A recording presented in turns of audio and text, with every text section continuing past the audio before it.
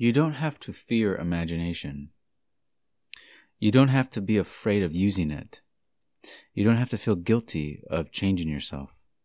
And you don't have to feel unworthy to accept something new within yourself. You truly don't. And I was going to make a video on the believing in the implication of the scene and not the scene itself. But I'm going to change that right now. Because what I want to do instead is I want to talk about certain thoughts that Neville has given that are in my opinion, they're very redemptive. And I hope they redeem you. I hope that you feel redeemed after this. In some sense, you feel redeemed. And, when it comes to Neville's work, if you take what he says seriously and you don't analyze it so much, you just first accept it and test it before you start to judge it, you'll find that it's extremely redemptive work. And I'm going to read some of Neville right now, and I hope that, I'm going to explain my own view on it. But just listen to these words carefully. And this is Neville speaking now. He said, "So if you're here for the first time tonight, just let me address you personally as though you've never heard it before.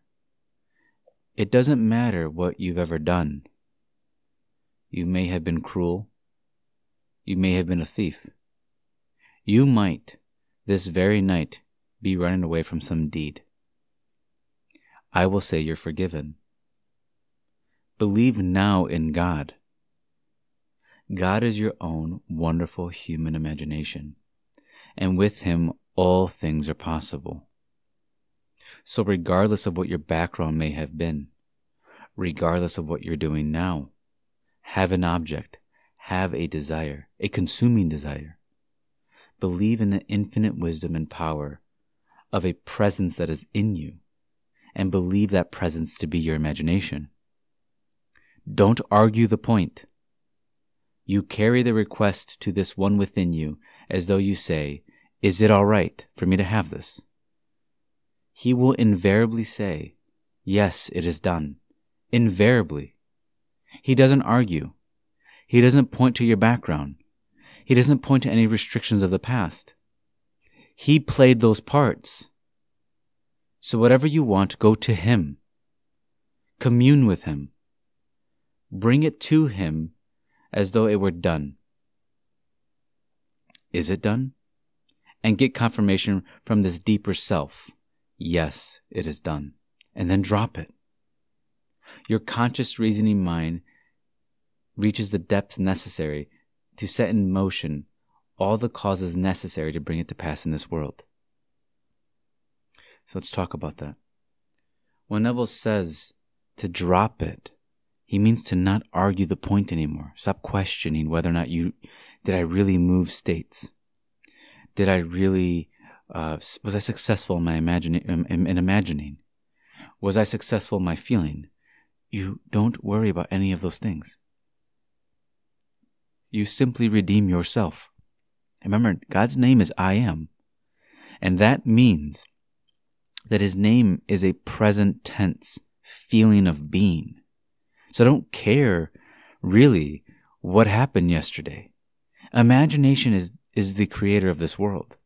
Because if you point to something outside of you, and you wonder what created it, and you don't credit it to imagination, well, then you have 2 gods. You have 3 gods, 4 gods. The next thing you know, you're going to have 16 gods, and then you're not going to know who to pray to. But if you see Neville's work as he's pointing to you to something within you as the cause, well, then that's all I have to change. And if the cause is I am, then I can't point to my background as a reason to stop me. Because God's name is I Am. It's a present tense. So, for example, suppose I wanted to be loved. Let's quote D.H. Lawrence. And he said, and Neville always quoted this. He always said, the loveless never find love. Only the loving find love, and they never have to seek for it. But that can be said for anything, not just love. But what the point of that quote is trying to tell you is that the people who are loveless manifest their own lovelessness. And as those who are loved manifest their own love in the world. And that could be said for any state. but we'll use love in this case. You ask yourself inside as though you're speaking to two people. It's really just one, truly, in the end. But you ask, am I allowed to be loved? Can I have it? Yes, it's the only answer that can give is yes. Only you can truly deny yourself inside. All sabotage is self-sabotage inside. And the wonderful thing is that you don't have to. And remember, it's self-sabotage. It's self-concept. The self always remains. What you do with yourself is up to you. How you speak it's your self-talk. Self is always remaining. What you do inside is up to you.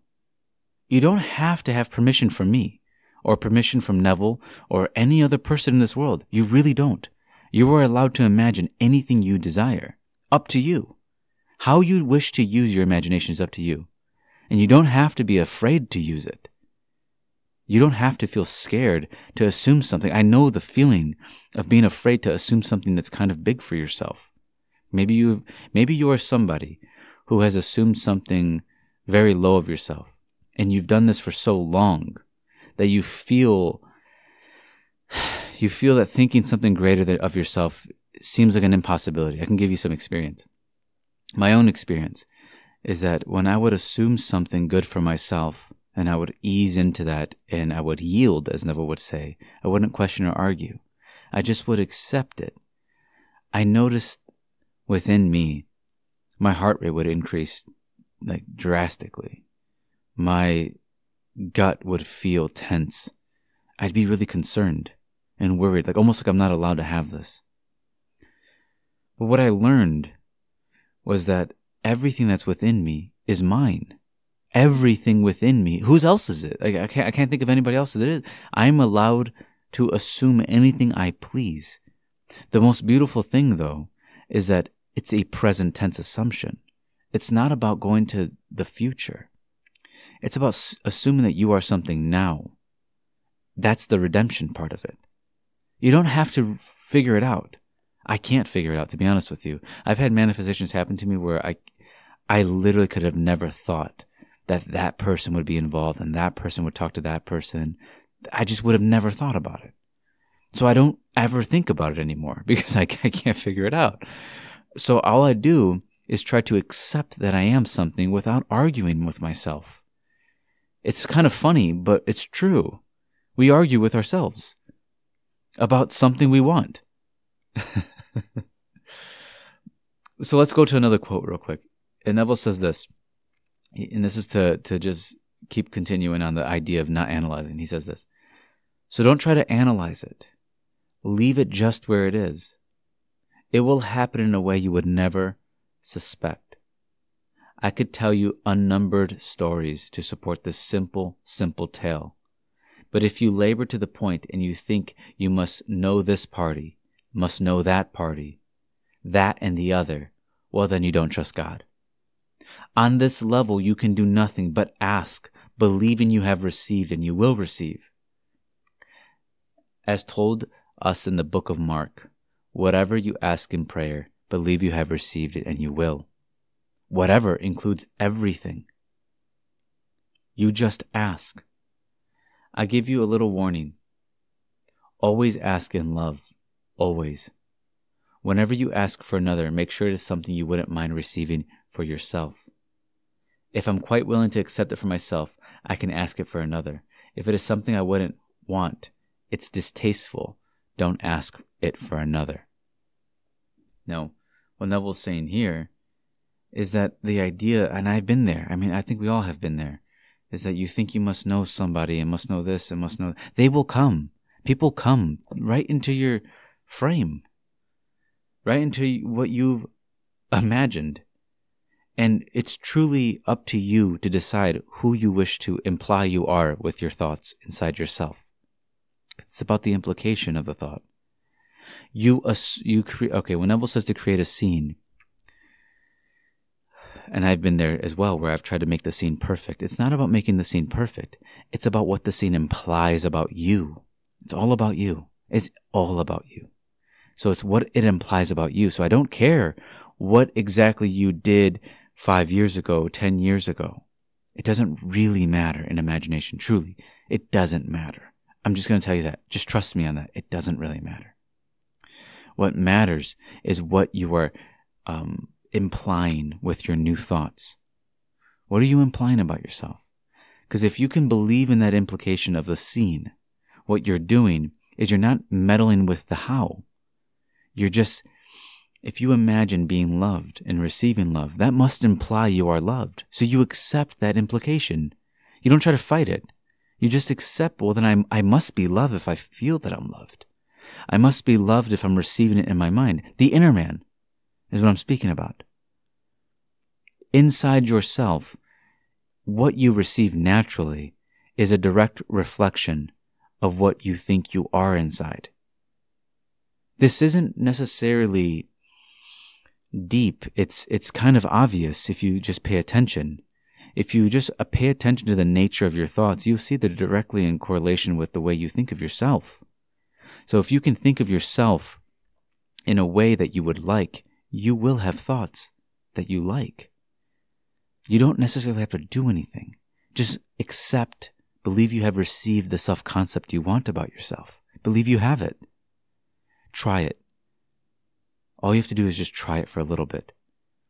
I know it can be scary to assume something new about yourself. I know that you might not feel worthy enough to accept it, but it's inside of you. You're worthy of everything inside of yourself. It's in you for a reason. I don't know what isn't in the imagination. You can imagine anything. You can, as Neville says, lock me in a dungeon, I can imagine. So don't have to worry about men. You don't have to worry about man at all. You just assume it anyways. Forget what they say. It doesn't really matter. It doesn't matter to God. God doesn't look to what people say or to your past or to anything that you otherwise are looking. He doesn't judge after appearances. That's the wonderful thing that the Bible tries to get across. So let's continue. This is another paragraph I want to read. He says, "So I will call with his name. Well, do I say, 'Oh dear I am, make me rich'? No. I say I am rich. Do I say, 'Oh, I am, make me known'? No. I say I am known. Were I known, how would the world see me? Well, then I walk as though they did. Just as though they did, if that's my desire. It's my desire to be, and you name it. Well, then call with the name by assuming that you are it. That is walking in the name. Just as though it were true.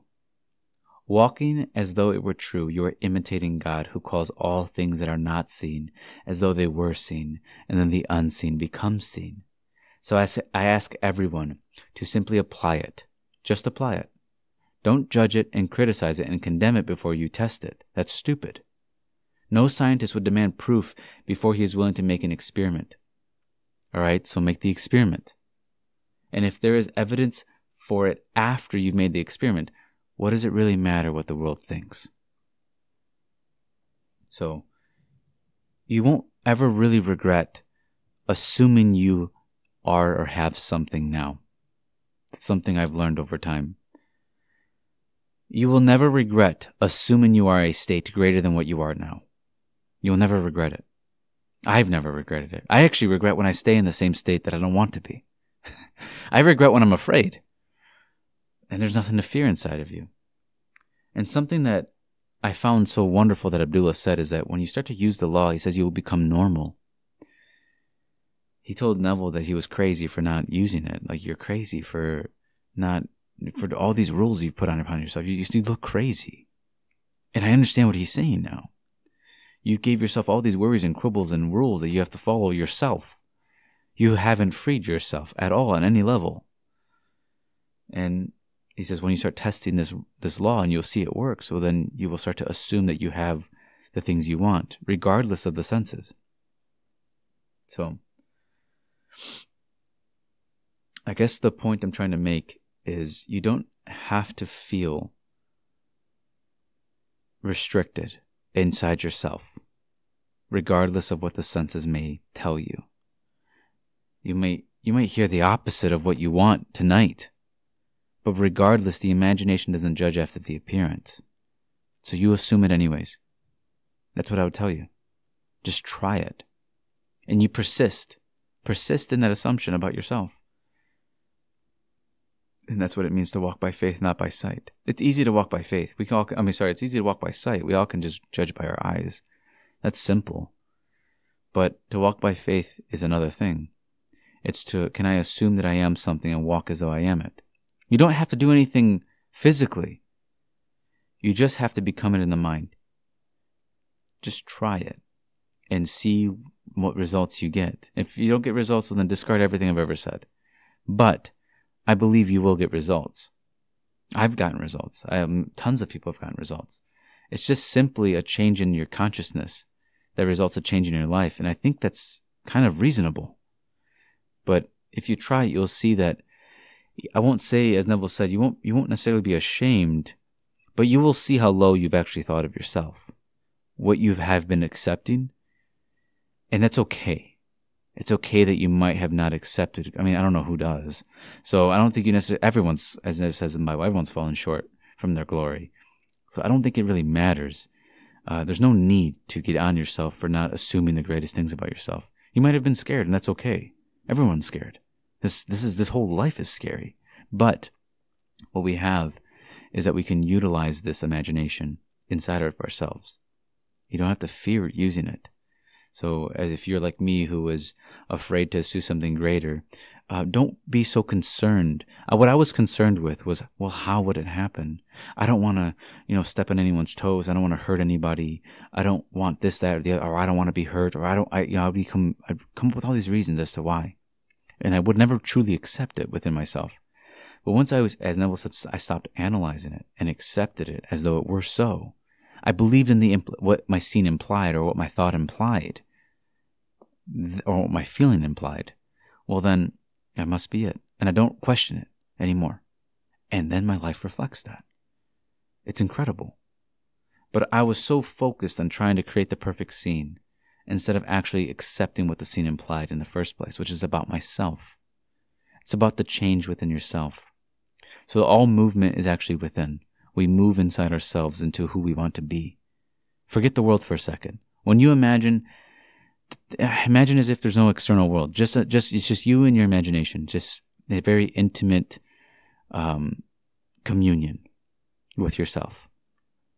So I hope this helps you feel more redeemed, that you don't feel that the imagination doesn't look to anything outside of you. It always says yes. It always says yes. As Neville says, invariably, it will say it because he played those parts. There's only one being here named I Am, and it plays all the parts. So if you wish to change, it will allow it. Always. So I want to read this one more time, and then I'll end this. Because Neville says this: regardless of what your background might have been, regardless of what you're doing now, have a burning desire. And he says, believe in your imagination and don't argue the point. It doesn't matter what you've ever done. You might have been cruel. You might have been a thief. You might this very night be running from some deed. I will say you are forgiven. So I think that will help.